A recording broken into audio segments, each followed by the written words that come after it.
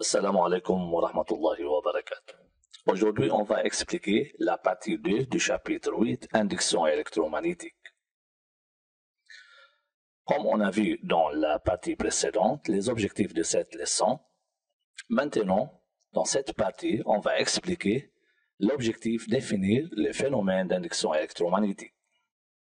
Résumé de la partie précédente, les champs magnétiques créés par un courant rectiligne et l'expression B est égale 2 fois 10 exposant moins 7 I sur 2. Les champs magnétiques créés par un solénoïde parcouru par un courant EB est égal μ0 NI sur L. Les champs magnétiques créés par une bobine plate parcourue par un courant EB est égal μ0 NI sur 2R. La force électromagnétique et l'expression module de F est égal valeur absolue de I fois B fois L fois sinus entre B et L. Le flux magnétique phi à travers N spire est donné par phi est égal NBS cosinus entre B et N. Introduction. Vous êtes-vous déjà demandé comment fonctionnent les machines suivantes? Générateur électrique, lecture de carte de crédit, cuisinière à induction. Le fonctionnement de ces machines est basé sur l'induction électromagnétique. Expérience d'observation. Voyez l'expérience 1. Dans cette expérience, on a un solénoïde formé de N spires enroulés relié à un galvanomètre. Un galvanomètre, c'est-à-dire un microampèremètre qui détecte l'ampérage de faible intensité. Et on a un ballon aimanté de deux pôles NES. Lorsque l'aimant se déplace devant le solénoïde, se déplace, s'approche ou s'éloigne, le galvanomètre détecte un courant dans le circuit. Lorsque l'aimant s'arrête, le courant s'annule. Alors, le galvanomètre n'indique aucun courant dans le circuit. Durant le déplacement de l'aimant, l'intensité de son champ magnétique à travers le solénoïde varie. Alors, cette variation de l'intensité V produit un courant électrique simultané dans le circuit. Voyez l'expérience 2. Dans cette expérience, on a deux règles parallèles conducteurs fermées à une résistance. L'ensemble est plongé dans un champ magnétique uniforme B. Et on a une tige qui peut se déplacer sur les deux règles. Lorsque la tige se déplace sur le règle, la surface du circuit tige-règle varie. Comme vous voyez, lorsque la tige se déplace, la surface du circuit règle-tige varie. Alors, un courant électrique simultané circule dans le circuit. Lorsque la tige s'arrête, le courant s'annule. Alors, la variation de cette surface produit un courant simultané dans le circuit fermé tige-règle. Voyez l'expérience 3. Dans cette expérience, on a une bobine ou bien une spire tourne entre les branches d'un aimant. Le champ magnétique, ou bien le vecteur champ magnétique B qui est orienté du pôle N vers le pôle S est toujours constant dans ce cas. Lorsque la spire tourne dans le champ magnétique, le galvanomètre indique un courant. Lorsque la spire tourne, le vecteur unitaire N, vecteur normal unitaire N, tourne à la même rotation de la spire. Alors, l'angle alpha formé entre B et N varie. Cette variation de l'angle alpha entre B et N produit un courant simultané dans le circuit fermé de la spire. Définition. L'induction électromagnétique est un phénomène physique conduisant à l'apparition d'une force électromotrice dans un circuit électrique dû à un flux magnétique variable. La variation du flux magnétique, phi, peut peut obtenir par la variation de l'intensité B, soit par la variation de la surface balayée, soit par la variation de l'angle alpha entre B et N. Variation du flux magnétique B. On a phi est égal NBS cosinus entre B et N. Dans ce cas, N est constante, S est constante et l'angle alpha entre B et N est constante. Le champ magnétique est variable. Voyez-vous, lorsque l'aimant s'approche du solénoïde, le champ magnétique créé par l'aimant à travers le solénoïde augmente. Lorsque l'aimant s'éloigne du solénoïde, le champ magnétique B créé par l'aimant à travers le solénoïde diminue.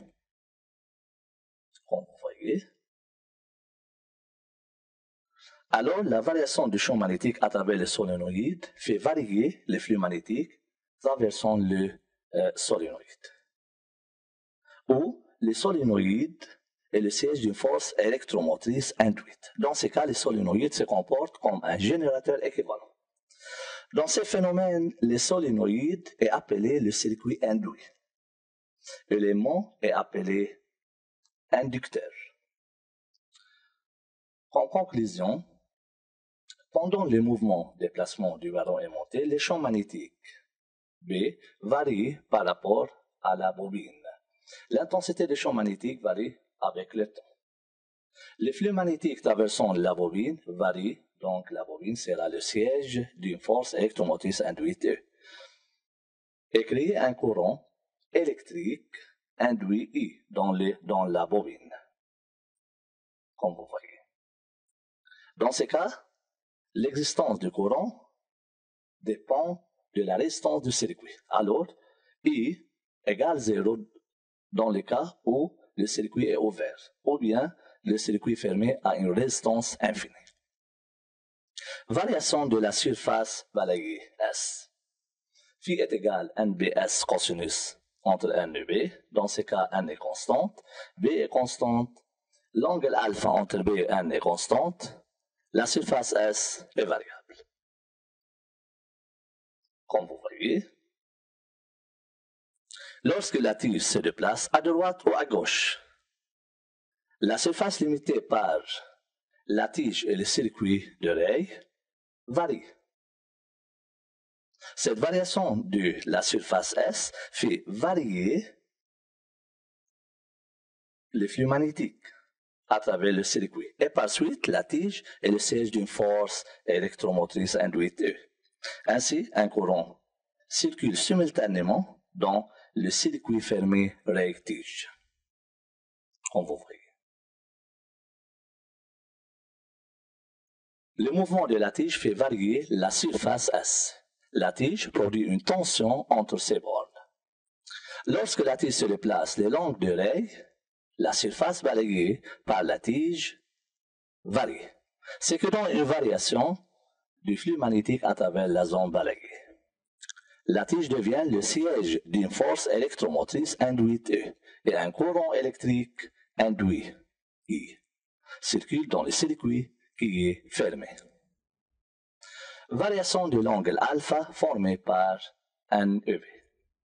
Phi est égal dans ce cas NBS cosinus NEB, cosinus entre l'angle entre N et B. Dans ce cas, N est constante, B est constante, S est constante, mais l'angle alpha entre B et N varie. Dans ce cas, le vecteur champ magnétique orienté de N vers S est toujours constante. Le vecteur unitaire normal N, qui est toujours perpendiculaire au plan de la spire, tourne à la même rotation de celle de la spire. Alors, l'angle alpha formé entre N et B varie entre 0 et 2 kpi, ce qui donne une variation du flux magnétique à travers la spire, ou bien la bobine. Où la spire est le siège d'une force électromotrice induite. Et comme on a vu, le galvanomètre indique un courant dans les deux sens, dans le circuit. Conclusion, la rotation de la bobine fait varier l'angle alpha entre le champ magnétique uniforme B et le vecteur normal N, alors le flux magnétique traversant la boucle varie. Donc, la boucle devient le siège d'une force électromotrice induite. Par suite, un courant électrique circule si le circuit est fermé.